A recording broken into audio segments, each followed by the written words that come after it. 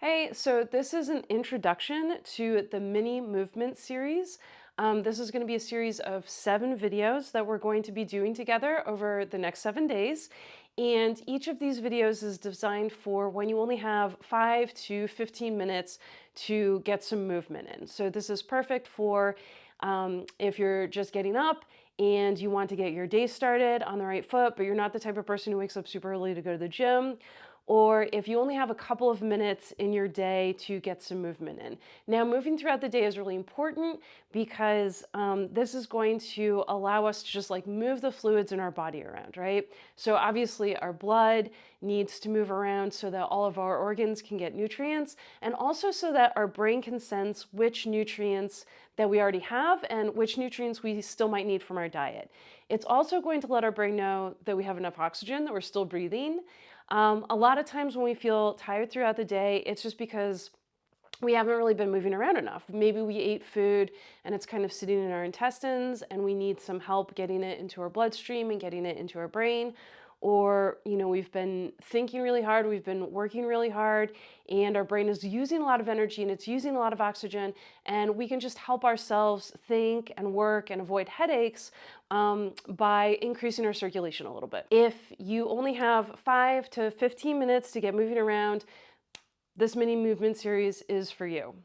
Okay, so throughout these videos, you're going to see a couple of common movements. Now, each one of the mini movement series is going to have 1 or 2 movements that are going to be specifically to help us with digestion. And this just means that we're going to squish our guts, right? So when we take food in, it's going to go into our intestines, it's going to get absorbed into our bloodstream. We can help that process happen if we just squish our guts a little bit, right? So doing some twists or some side bends. This will also help reduce bloating. If food sits in our stomach for too long, then the bacteria that is in our gut can get to it before it gets into our bloodstream. So we'll have a couple of movements that will incorporate a twist or incorporate a bend, and that will help with digestion. Obviously, it will also help with circulation. We'll have at least one movement that is also going to help with core stability. So when you strengthen your core, this also helps reduce lower back pain. So our body is a column. And if we don't have a strong core, then we're relying just on our back to keep us standing up straight. And we can reduce lower back pain if we can evenly distribute this load between our back and our front. So increasing core stability is going to help with lower back pain and overall posture, and this helps us prevent injuries. We'll also have a couple of movements that are really just designed to increase circulation. So when I go through them, I'll go a little bit fast, and I'll probably encourage you to see how fast you can go also. You don't have to be going as fast as I'm going. If there's some movement, like if we're doing jumping jacks or if we're doing mountain climbers and you're like, that's too fast for me, just slow down, totally fine. The idea is to get your liquids, the liquids in your body, so your blood and your lymph, to get those moving around, and you get to decide the pace that happens at, right? So if you want to go faster, that's awesome. If you don't, that's totally fine too. Go at your own pace. The point is just to get up, swish your organs around a little bit, bend your spine a little bit, and get those fluids moving. We will also be doing some common movements like squats and some hamstring strengthening exercises like good mornings, and we'll be doing push-ups. You're probably familiar with squats. You've definitely heard about them. If it's been a while since you've done a squat, I'm going to demonstrate one. Squats are really for your quadriceps, some of the muscles in your hips, and for when you're pushing up, some of the muscles in your glutes. But these are really for your quads, so for the front of your leg. And you can do squats. Your feet should be about hip width distance apart. A lot of us think that our hips are a little bit wider than they actually are. So a good way to check is if you take one of your feet, if you put the heel in the arch of the other foot and then you move them back to parallel, that's hip width distance. Now you can either have your 2 feet being parallel, and then as you go down, your knees are going to be above your toes, or you can turn your toes out slightly so it's a little bit more of like a 10 and 2. If you turn your toes out a little bit, you're still going to keep your knees over your toes as you squat down. This is going to target your hips a little bit more since you have that wider stance. This is a more open hip stance. This is really something that I suggest for people who spend a lot of time sitting and don't do a lot of lateral movement.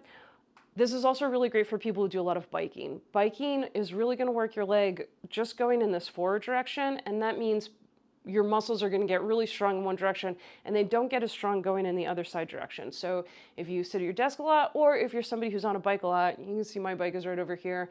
It's really good to make sure that we target the outside of our hips and some of our hip stabilizing muscles. And you can just do that by turning your toes out a little bit when you're doing your squats. Okay, so I also mentioned good mornings. Now, good mornings are for your hamstrings. This is the back of your leg. And when you do things for your hamstrings, you're still going to hinge back, but in this case, your knees are going to stay a little bit more over your ankles and your hips are just going to go back. So I'm going to demonstrate a squat first, and you can see that my knees are over my toes and my ankles are kind of in the middle of my shins. If I do something like a good morning for my hamstrings, so I'm going to put my hands behind my head like this, and you can see here that I'm hinging at the hips and my knees are staying over my ankles, right? And go ahead and try that out. You're going to see that that targets the back of your legs, right? So squat for the front of your legs, good mornings for the back of your legs. Now, I'm sure you have done a push-up at some point. I'm just going to review some basic push-up posture, because these can be very, very good exercises if we're doing them correctly. So if you're not used to doing push-ups, if it's been a while, or if they're not your favorite exercise and you want to start off by doing these on your knees, totally acceptable. That's totally okay. What we really want from our push-ups is to create a straight line between whatever's touching the floor. So if this is our feet, then we want a straight line between our heels, our hips, and the top of our head. If it's our knees, then we want a straight line between our knees, our hips, and the top of our head, right? So if I get down on the floor like this, some common mistakes that I see people making are like relaxing their back and letting their back sway. So in this case, my hips are dipping down, they're too close to the floor. Sometimes people try and overcompensate by this, by just bringing their hips up. And I don't even know what this looks like, but if you just have your butt in the air, like, it's not sexy and it's also not a good push-up form. So we want to even this out so our heels, our hips, and the top of our head are in a straight line. Another thing that people sometimes will do, especially if their back, they feel like their back's not that strong, or if you're just not used to engaging it, is to kind of let the top of their back sway like this. And you want to really push in between your shoulder blades. So if you think about something being right here in between your shoulder blades, or if you have a friend who can like just touch you right in between your shoulder blades at some point, I'm not saying every morning have a friend to do this, but if you want help working on your push-up form, if you can just have somebody touch you right here in between your shoulder blades while you're in this position, then you can think about pushing your upper back into their hand and kind of avoiding this curvature, right? Now, if you feel like your push-ups are not that strong, again, definitely just start on your knees, push up in between your shoulder blades.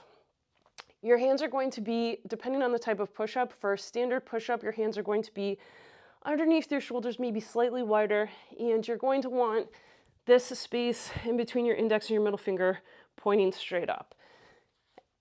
With a standard push-up, you're going to go straight down, so your elbows are going to come up, and you're just going to go up like this, right?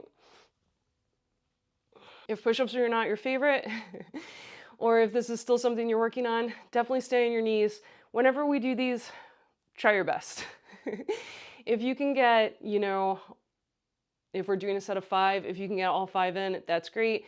If you're like, I did 3 of them and I gave it my best, that's totally okay too.